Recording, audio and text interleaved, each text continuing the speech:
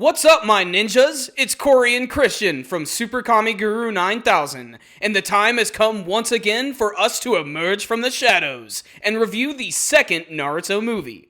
Let's hop into the DeLorean and travel back to the distant year of 2005.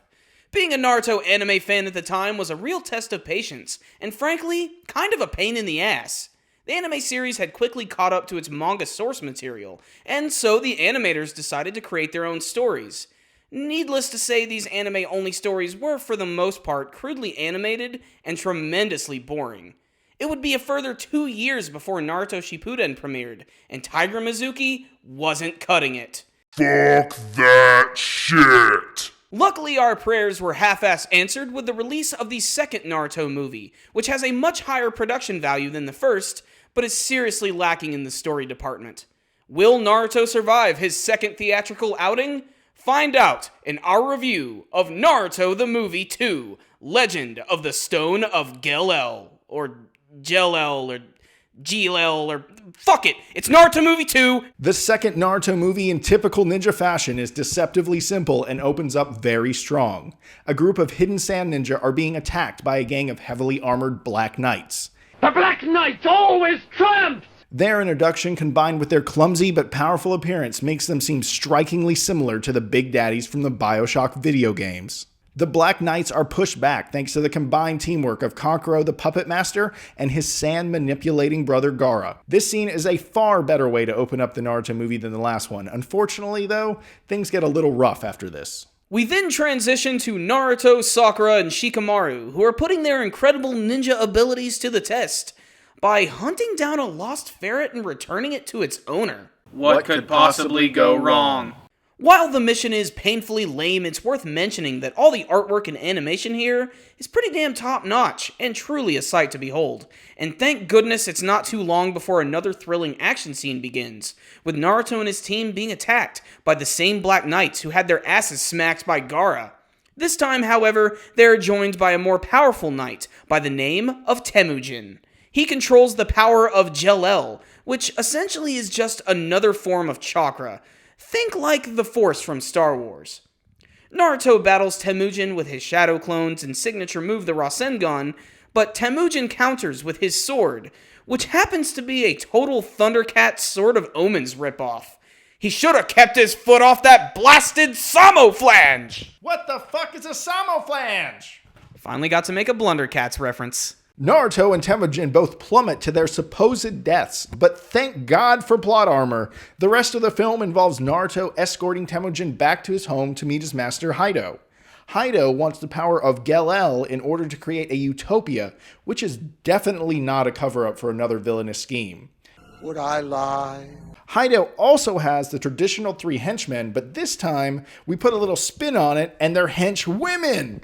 They all have the ability to transform into humanoid beast-like forms such as a gorilla, a bat, or a wolf, and from this point the story drags on a little bit, but then is saved by some very well-done action scenes from Gaara and Kankuro, who fight against Haido's henchwomen. Fun factor! Haido's Japanese voice actor Akio Nojima is currently voicing the character of Mitsuzo Soroi, Satsuki Kiryuin's faithful butler on the popular Trigger anime series Kill La Kill.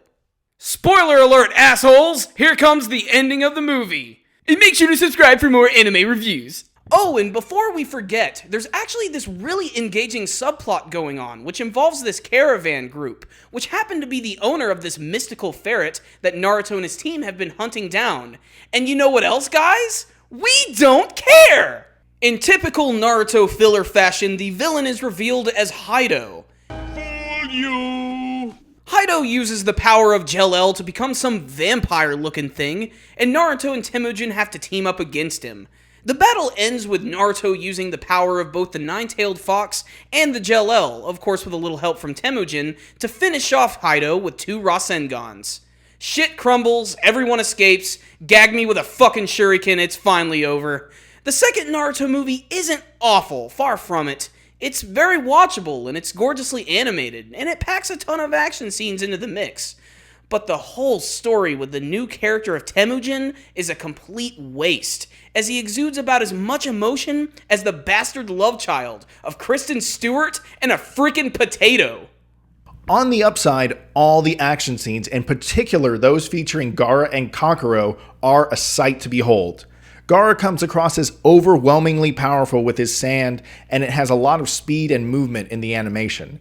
Kankuro also has some badass scenes that make great use of color, and the scene where he saves Shikamaru from the Batgirl was downright brutal.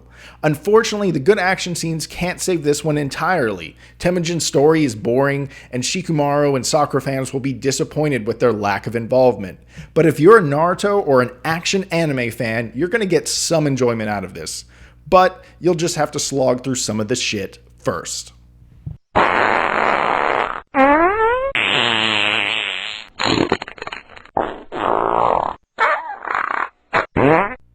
So if you guys managed to stick around after our high-class scatological humor, we'd love to hear what you guys thought about the second Naruto movie. If you had a chance to see it, you could tell us about your favorite moments, maybe favorite action scenes, maybe you were disappointed by the movie. Remember guys, before you leave, make sure and hit that like button so you can give this video a thumbs up. It is one of the easiest ways to support our videos. And if you subscribe to our channel, you will be able to see all of our latest content, and you can check us out on Facebook and on Twitter. We will put links to both of those in the description box below. So stay tuned guys, because next we are going to take a look at the third Naruto movie, and it's going to be pretty friggin' painful, so stay tuned for that. I am Corey. I'm Christian. Super Kami Guru 9000. Out.